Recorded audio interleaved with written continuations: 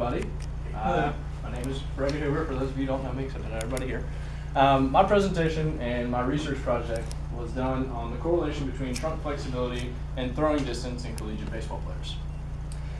My research question was, is there a correlation between trunk flexibility and throwing distance in collegiate baseball players? The importance of this research is it could change preseason participation and preseason workouts, as well as off-season workouts, even in-season workouts. Basically, it could add just a whole new level to any workout program that is going on for any sport. But obviously I picked baseball because that's my sport. So, background. As a lifelong athlete and baseball player, I was always taught the importance of trunk strength. However, there was never anything about trunk flexibility. Whether that was just because it's irrelevant or people don't know, that's what I was hoping to find out. There has been a lot of research done on core strength, but very little research has actually been done on trunk flexibility. So down here I just have a few examples kind of from my lit review. Golf, there's a research done on rotational power and strength and how that affected club head speed and the velocity of a drive and distance of a drive. In international and national elite handball players, there's a study done on strength and velocity due to core strength. And then minor league pitchers and lumbopelvic control. Minor league pitchers who were stronger in the lumbopelvic region had a lower whip, which is walks and hits per inning pitched, which basically just means for every walk or for every inning, walks and hits were lower than normal. Their strikeout ratio was greater, and their walk ratio was also decreased. So, like I said, there was a lot of research done on strength, but nothing, well, not nothing, but very little on trunk flexibility. So my methods, I used the baseball team here at Emory Henry, excuse me, had to say that. I measured the range of motion for flexion, extension, lateral flexion, and rotation, and for both lateral flexion and rotation, I measured it to the left and right. I then had them go out to the baseball field, stand flat-footed, and throw 5 times. I measured the distance of the throws and then averaged them together. I ran the data through SPSS using the Pearson-R correlation through each category, so distance to flexion, distance to extension, like that, including height and weight. Come on, there we go. For my instrumentation, this is the exact measuring tape that I used, courtesy of my camera phone. The measuring wheel, and then the goniometer I used. The goniometer was used to measure rotation. There was some crazy way that I would have had to measure rotation with a measuring tape, so I decided to go with the goniometer. And then the scale, I weighed them each on an individual basis. And my first 4 people that showed up had their shoes on, and I completely forgot to take them off, so I just told them all to keep their shoes on to keep my data reliable. My limitations were height and weight. Obviously, I can't control that. That's something that is different in everybody. Weather, for those of you who ever come to a baseball game in the spring, the wind on our field is completely ridiculous. It can be blowing out in the first inning, by the third inning it's blowing in. It's just something that's completely crazy and could affect distance in air flight with baseballs. The field conditions, once again, if you've ever stepped foot on our field, it's absolutely terrible. There's bounces that go every which way, and because of kind of restrictions, I wasn't able to calculate just in-flight distance. I had to just allow the roll and go from there. And then also good participation from athletes. Just so hard to get people to come in. If they all would have come in on the days they were supposed to, I could have reduced, the limit from wind and stuff like that, because it would have been the same atmosphere, same kind of temperature and everything on a day-to-day basis. But because I didn't, that kind of changed. And then my delimitations, which were stuff that I could control. Elbow injuries. I decided to not look at elbow injuries. I only looked at shoulder and core injuries because, yes, the elbow does play a significant role, but at the same time I felt that shoulder and core were more important injuries to deal with, and that was just something that I could eliminate from factors, and it was kind of less busy. And then flat-footed stance, I was trying to eliminate the legs, because legs are most powerful when it comes to throwing, so that was something that I wanted to eliminate as well. From my results, there ended up being no significant correlation. My highest correlation was a 0.322, which is a moderate correlation according to the rules of Pearson formulas, and that was rotation to the left. which kind of, one thing I was a little worried about that is we only had 2 lefties. So I didn't really get a good correlation from the rotation to the right side. And I don't know if that's because of swinging, that's why it was so much greater to the left, anything like that. And then my lowest correlation was a negative 0.215, which was weight versus distance. And when I saw this, it kind of shocked me, because when pitchers in the major leagues lose weight, their velocity goes down. And I was like, okay, how does that work? But what I figure is that the major league weight is more muscle. It's that good weight. Whereas the baseball team here, not so much. And then discussion. I thought that flexion would have been, a bigger role, and also extension. I thought, they would have extended a lot and then really used abs to come through and whip through and get some good oomph on the ball and velocity. But the pictures and the videos that I'm about to show you guys prove that completely wrong. So here's my my pictures. This subject, as you can see, this is kind of in the late cocking phase of throwing. And as you can see, his feet are pointed forward, but his upper body is completely twisted. He's completely rotational.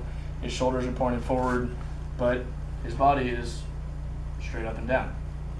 And then over here, this is right after the release of the baseball, and you can see that there's no forward flexion. That blew my mind. I thought it would have been a lot more. So that was something that just completely, not messed up my data, but something I thought was really interesting to see. And then the videos. Let's see if I can get these things to work.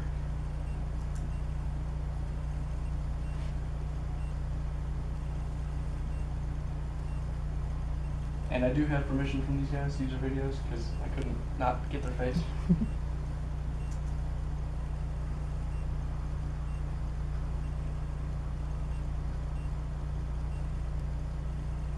So this is them doing their trials. They're standing flat-footed, and as you can see, it's kind of harder to see from this view, but you can see he's pretty straight up and down. And then as he goes to throw, watch how far he turns when he's cocking. All the way back, and then as he comes forward, that shoulder comes across, like thumb to pocket, as they tell you, and so it's just a lot more rotation than I thought there would have been with this throw. I think that's the last one. Yeah, there's got one more, but yeah.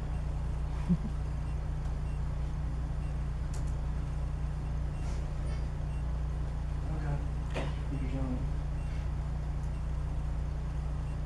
And then this is from the side, which when you watch his body, you can really see that he does not really get a lot of flexion or extension on there. Once again, you can see that rotation as he's cocking to throw a baseball and going. There's really no flexion or extension. Which, like I said, it completely blew my mind. I thought flexion and extension would have been huge, but it didn't. So we'll let him throw one more and then move on.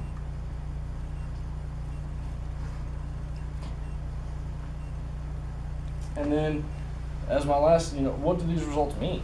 So my hypothesis was that increased flexibility would have a significant correlation, that it would be something that we could use as athletes and coaches to, increase our performance and stuff like that.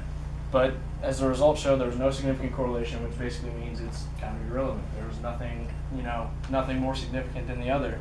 So it's not something that has to be implemented into any of our weight programs. It doesn't have any significance, so that's really about it, which really disappointed me. I was really hoping that there would be some sort of correlation, whether it was height, weight, something, but oh well, I guess that's what happens when you do research. And then for future research, my biggest thing was kind of maybe including elbow injuries. That's something that I would like to look at with it.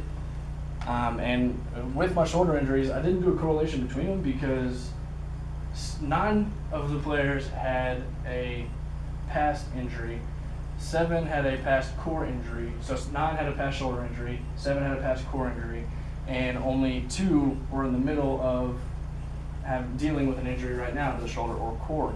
So I was like, sweet, I'll be able to run that through my data, see what's going on, But those 2 that were injured still threw farther than 2 or 3 of my other players. So I was like, well, that kind of sucks. I mean, that's not going to help my data at all.